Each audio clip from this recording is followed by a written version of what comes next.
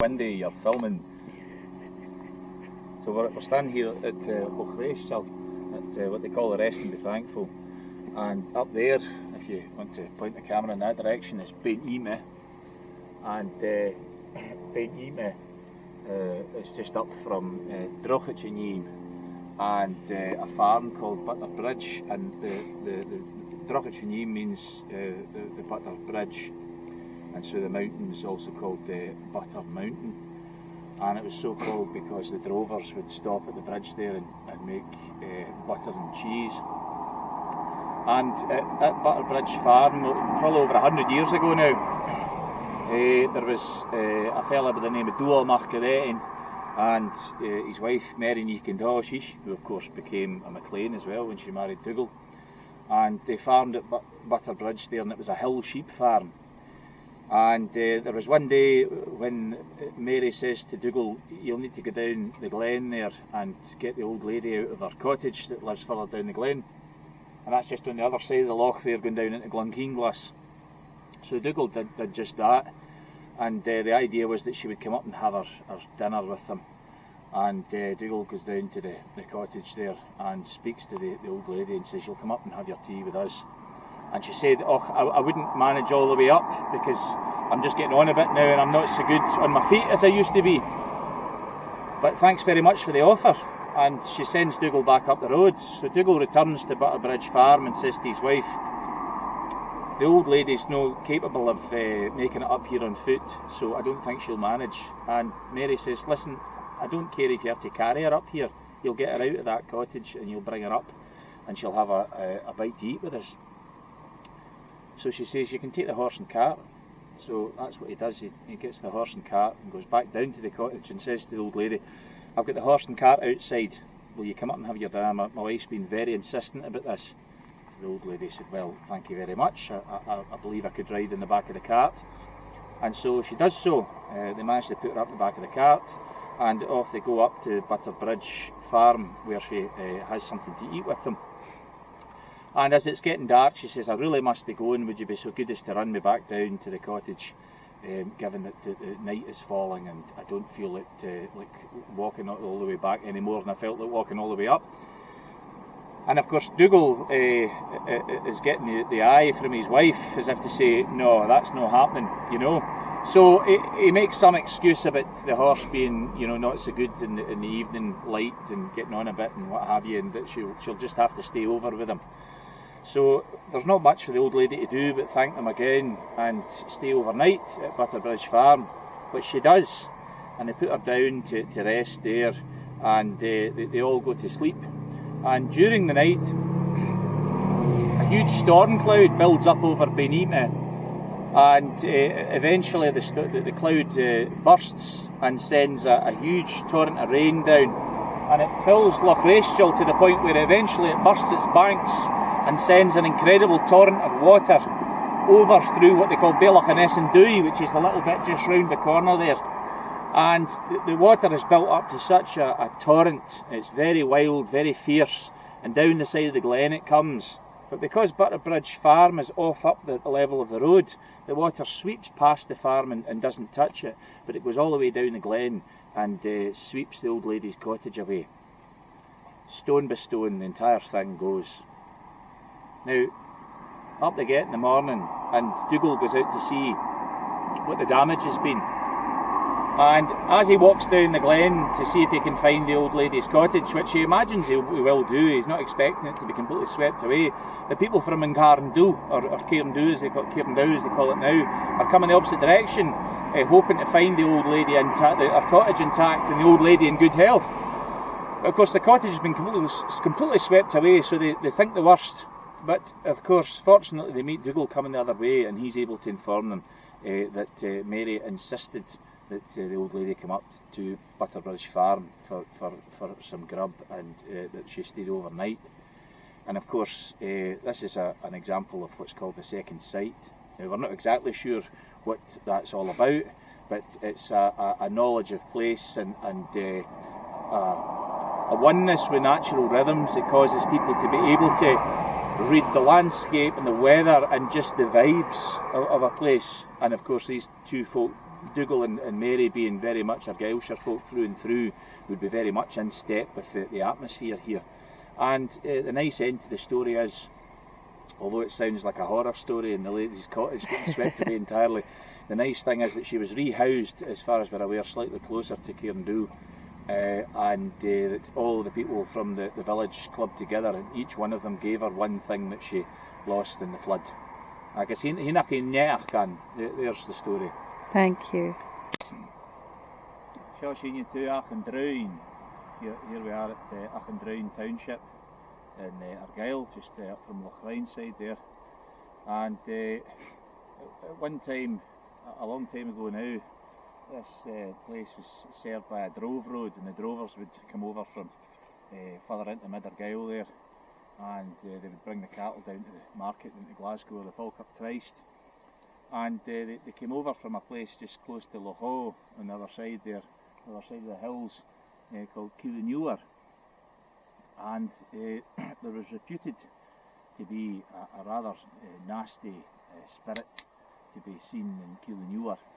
But a tailor, now I'm not sure whether he was a tailor that belonged to the place himself or a tailor who was doing his rounds looking for a bit of work, and there was always work for a tailor. And the great thing about the tailor is he would bring the news from other townships and other glens, and the tailor arrives close to Killinure, and the people around there began to describe this spirit, who's this Bachgan, as we would say, or a Tantask, that was to be seen up at Killinure Chapel.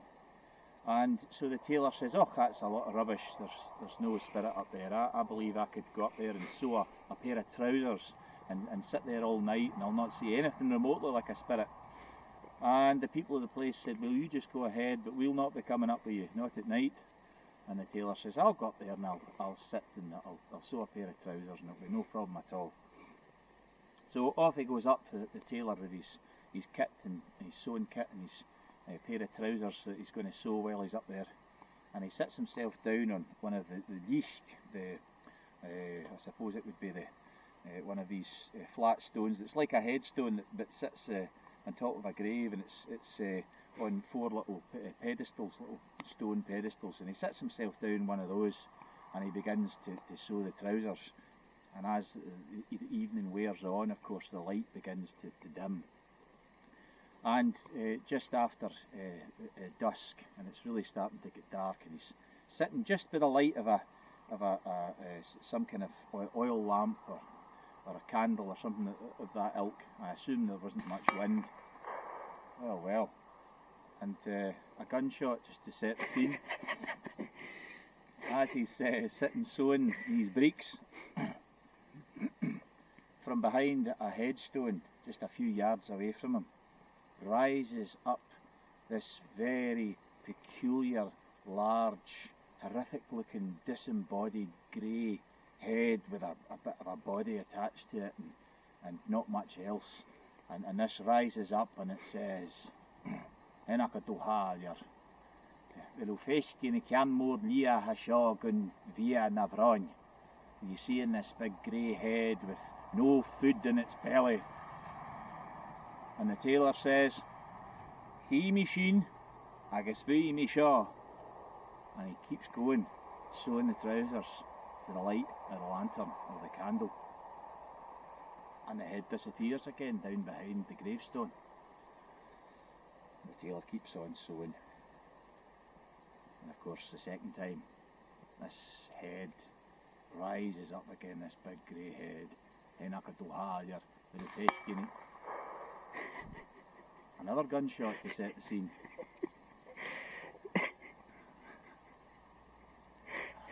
And the disembodied head rises up from behind the gravestone. And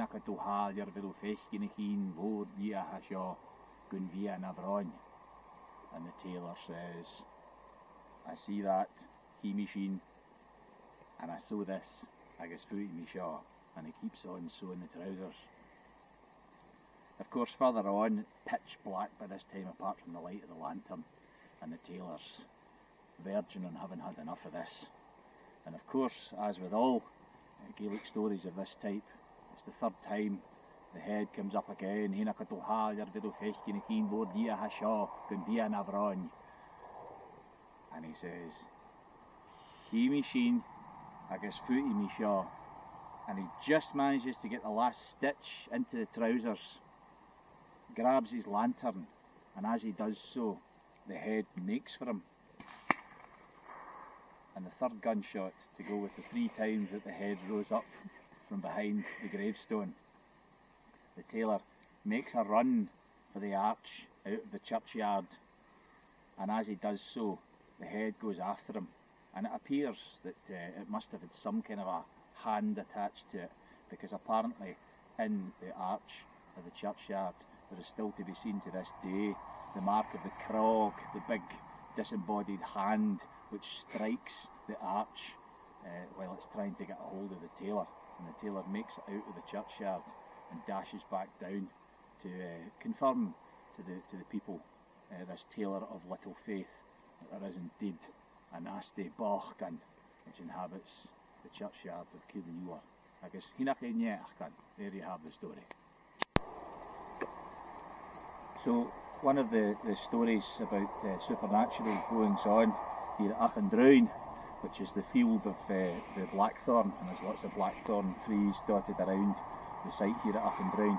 One of the stories that belongs to the present day was told to me by several members of the staff here at the township. And when they're out on the step there, having a wee cup of tea or a cigarette or whatever their fancy is, on a dark night, what they'll see as they stand there across the burn there on the other side at Building O, the house built by Auchendrain or Duncan Monroe after the failed Jacobite rising of the 45, what they'll see over there is just a series of twinkling lights which move around, confirming that they're not just phosphorus in the bog.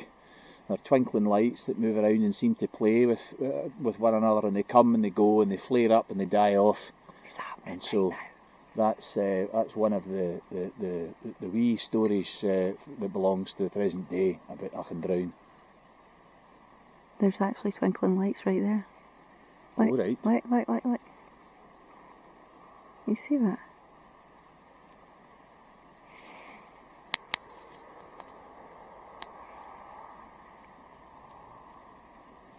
There you go.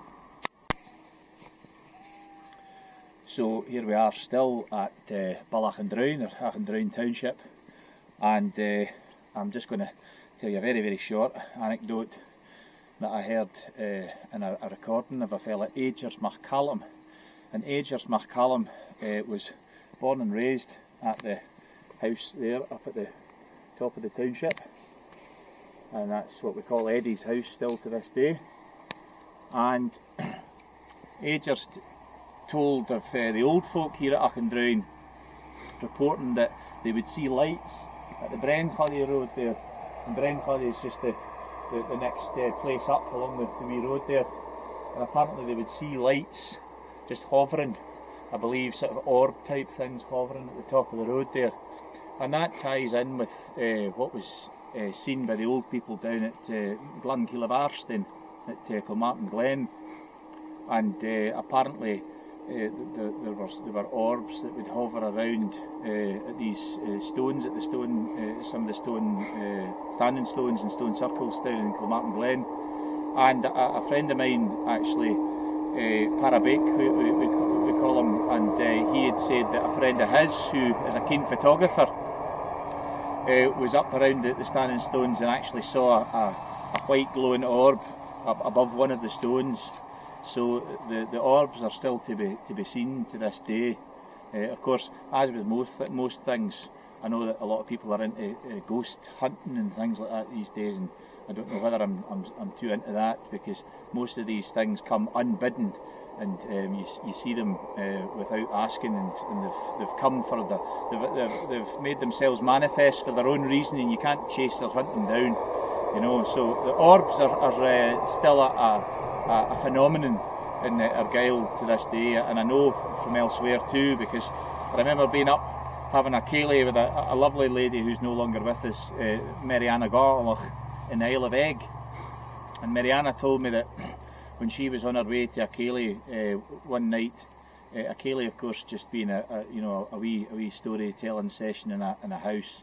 And these days it means a big sort of barn dance, but back in those days it was gathering by the fire and telling stories. And off her and her friend were going to Achille house to hear stories. And as they were walking along the road, they looked up to the left. It cleared on the north side of Egg. There's a beautiful natural amphitheatre there, and just on the left side of the road, as they were walking along, there rose up two red orbs, which rose and hovered for just a second at the side of the road, while Marianne and her friend were transfixed looking at them. And then the two orbs shot across the road all the way down the little fields that led down to the sea, with a fantastic view of the Isle of Rum, and the two orbs, the red orbs, just disappeared into the sea.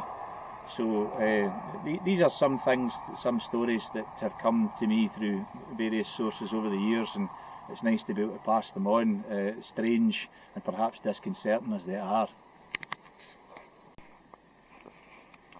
So I grew up to Hull Loch Fyne, on the other side of Loch Fyne, in Cowell, and Cowell's just the adjacent area geographically to Mithergyle, which we're in just now. So, and there's Loch Fyne, which is the longest arm of the sea in Scotland, which separates Cowell from Mithergyle. But over the years there's been a massive amount of traffic across that loch, and in fact my wife's ancestor Neil MacKellar was born at West Otter Ferry, as they call it, Porth na Hotcherach, on this side of Loch Fyne, in one of the cottages associated with the ferry. But I grew up on the other side there, and as was our practice at the time, my mum was living in Glasgow and my father in Tunnabruich, and I would be going back and forth between them over many years. And one night I was coming back from Glasgow with my girlfriend at the time and a couple of pals, and we were going down the road between St Catherine's and Stracher on the other side there, as I say. And the road is a normal two-lane road with a broken line in the middle, and on either side there's quite a lot of trees, and we were going down there about 10:30 on an April night, so it was pretty dim by that point. In fact, if not completely dark. And as we came along this road, as I say, with the trees on either side, and more or less nothing but the light of the moon and the light of our headlights on the road, and we couldn't see the loch, and there were no entrances to people's grounds of their houses or anything like that on either side. It was just the absolute straight road, and the road hits a point for about, must be about 3/4 of a mile, where it is completely straight, and as I say, there's nothing but just this road. And so, as I say, the headlights are lighting up the road, and myself and my pals are driving along, and I've got my friend who's driving, and I'm in the passenger seat, and my girlfriend and my best pal are in the back seat. And as we get down this road, and the headlights begin to illuminate the darkness in front of us, we begin to realise that what we're seeing standing in the middle of the road on the broken lines is the figure of what looks like a human being. And as we get closer and closer and the headlights illuminate further the figure standing on the broken line right in the centre of the road, we begin to make out the shape of what looks to me like an old fisherman. And the fella had on what we call the oilskins, and he was quite bedraggled looking, kind of a mop of sort of brown or greying hair. I would say he's maybe in his mid-60s, and the fella was white as a sheet, and he was standing on this broken line. And the very, very peculiar and eerie thing about this, or well, the first of many peculiar and eerie things about it, was that he was standing, and if you imagine where you are just now watching the video as where I was in the car, so you now have my perspective, you now have my perspective, and I'm where the old fella was standing in the middle of the road. He was standing in the middle of the road like this, and as we drew closer to him, and as I say, yourselves, you're me now, and the car's getting closer and closer and closer, and the headlights are illuminating more what can be seen. This fella has a completely and utterly glazed, blank expression on his face. And, as I say, absolutely white as a sheet, and he looks very bedraggled as if he's been soaked. But he doesn't flinch as the headlights light up his face. He doesn't look away. He doesn't blink. He continues standing, staring down the road past us with his finger pointing the opposite direction to the way that we are going, and doesn't move a muscle. So naturally, of course, we've slowed down to the point where we're practically going along about 10 miles an hour, because we're loath to hit him, or if he makes a sudden move, or we could take the poor fella out and wearing him across the bonnet, So we slow right down, and if you imagine yourselves coming along in the car, and this fella like this, the car's coming right up beside him, and if we switch perspective back again, we're in the car now, and we're looking out at this fella standing, and as we glide past him, he still does not move a muscle, literally acts as if we're not even there, and continues pointing in the opposite direction. So again, if we switch perspective back one last time, you're in the car and he's here, and you imagine it's you moving and not me, right? So the car's moving past the figure. It's like this. So we pass him with him not having moved an inch and essentially behaving as if we don't even exist. And as we pass him, we look at each other. What on earth's going on here? And then we look back. And again, if we switch perspective, as I know I said I wouldn't do it again, but I'm going to do it one more time. We're now in the car, right, and you're looking back down the road to where this fella is now behind the car. We look back, and the fella's still standing like that, now illuminated by the brake lights, so this really eerie red. We look back at one another one more time, just in disbelief at what this is all about. And when we look back out the back window, he has completely disappeared. And he never made any move to go, he never suddenly broke into a run, there was nothing, he was completely stock still, with the finger out like this, pointing past us. And once we get past him, as I say, illuminated him with the brake lights, we look back at one another again, in disbelief, trying to work out what this was all about, and when we look back again, he had vanished. And I recorded, I've told this story many times, but I recorded it and sent it through to a local person who has lived at Strathclyde all her life, and our people go back 200 or 300 years in the area, because I thought I don't want there to be any kind of sense that I've picked this story up from anywhere else, because I just want absolute raw evidence sent to her and see what a local person says, whether you can link this to any kind of event, because I wondered whether maybe a fisherman had been killed trying to cross the road in days gone by, or it had been a road accident, someone had been knocked down, or and this was perhaps the spirit of the unfortunate individual who had been involved in whatever event had taken place. So I recorded the story and sent the recording to my friend in Strathclyde, and she said, I've never heard the like of it, I've never heard any story like that, and I've never heard of there ever having been an accident at the side of the loch there. So the event remains unexplained to this day, but I can tell you, my girlfriend was hugging me very closely that night, which was no bad thing, of course, but she was really, really freaked out. Myself belonging to the countryside, it was fairly in keeping with other strange things that had happened, but being a city girl, she was not best pleased with this. So there you have it. You can make of it what you will.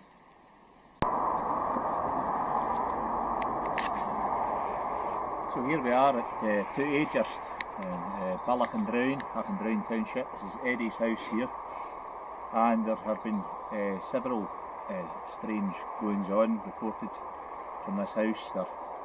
There were people in the past who were associated with the township who in latter years wouldn't go anywhere near the house. There was a visitor of ours to the township who showed up in the visitor centre having come down from Eddie's house, and was absolutely white as a sheet, and said that when she was in the living room there of Eddie's house, she just heard a voice saying, "Get out." So that in itself is peculiar enough, and I can certainly attest to some odd goings on in here myself. I came up here, it must be a year ago now, with a Canadian filmmaker, hell of a nice fella, and we were discussing a project that he wanted to do, and perhaps using Auchendrain as a set for that, as a location. And we stood in the kitchen there, just in the window there, through the other side of the wall, and we discussed the way you could set up shots in the room and how it was really perfect for filming. And my friend got quite animated, and he got excited about the potential of the place, and he was cracking on in his lovely Nova Scotian accent. And as we spoke, he got more animated about the potential of the place, and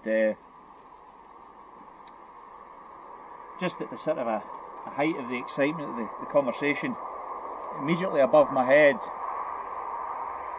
there was and I looked at my friend and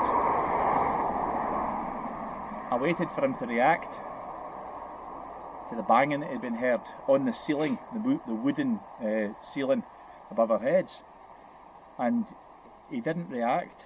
He just kept on talking.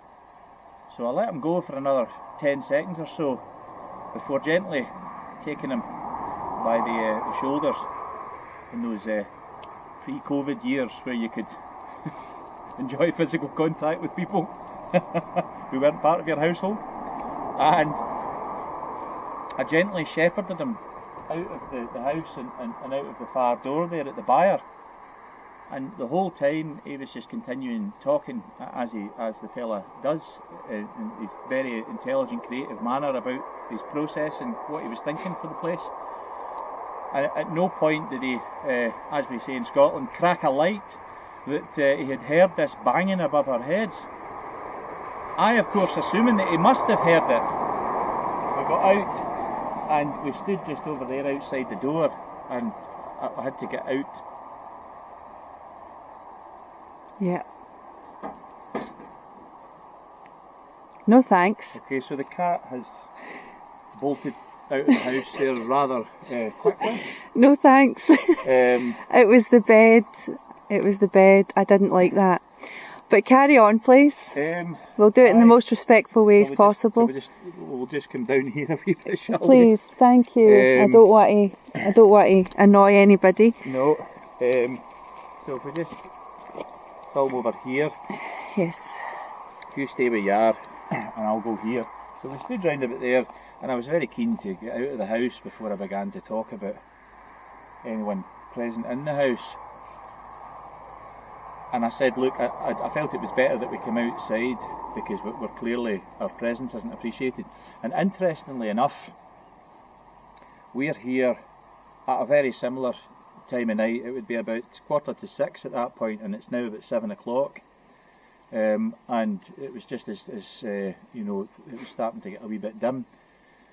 And I said, look, I prefer to discuss what just happened outside rather than causing any further disturbance to the former denizens of the house.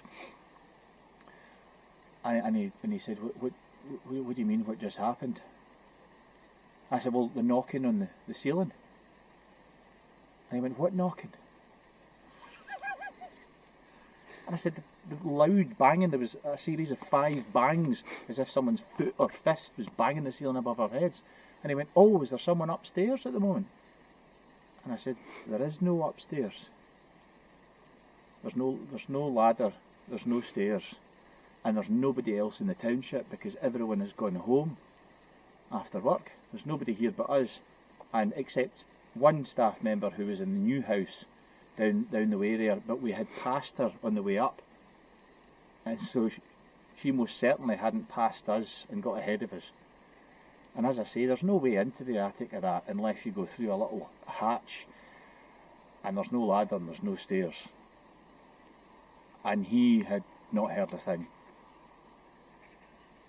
So what can you say about that? We were clearly causing a disturbance, and I suppose it ties well into the fact that whenever enter any of these properties, or any property, even houses without roofs, I'll go in and I'll take off my hat and I'll say Falcher and Hui Sirivuinger, a salutation to the house and to the inhabitants, because I'm aware that there are many things in this world that can't be explained, and I've experienced enough of them to know that one must be respectful.